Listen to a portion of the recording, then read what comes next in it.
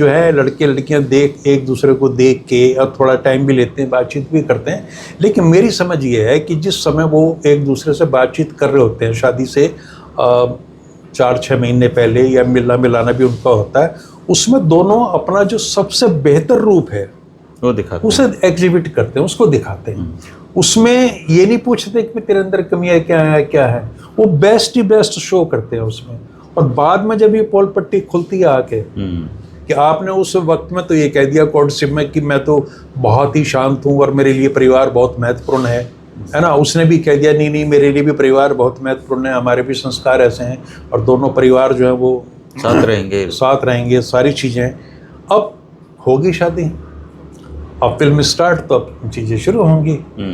तो अब वो जो आपने बड़ा शहर स्वीकार किया था उसमें पीढ़ी के अंतराल के झगड़े शुरू होंगे। वहाँ एक सास है, सास बहू के झगड़े भारत में तो हर घर में बंद क्यों नहीं हो रहे सर? नहीं, हमने ये मान के चला कि सास बहू के झगड़े नेचुरल हैं, ये तो होते ही है, हमने इसे बुरा नहीं माना।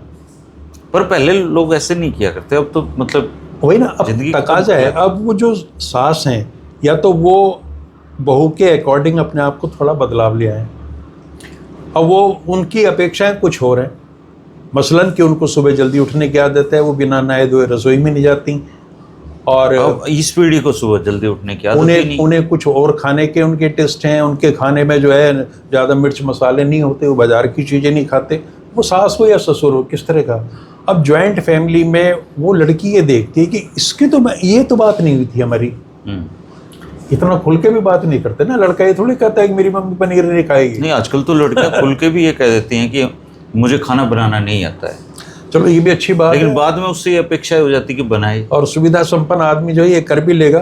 तो मेरे कहने का आशय है कि ससुराल में जब आप आते हो तो आपका अपने पत्नी के अलावा, अगर जो पति के अलावा जो संवाद है वो सबसे ज़्यादा अपनी सास से होता है। ननद जो है वो टेम्परेरी है, या तो शादी हो चुकी है उनकी या वो हो जाएंगी देर सवेर। ये कहीं बैक ऑफ माइंड हमारे ये रहता है, वो लड़की ये सोचने लगती है कि भाई ये स्थिति है ना।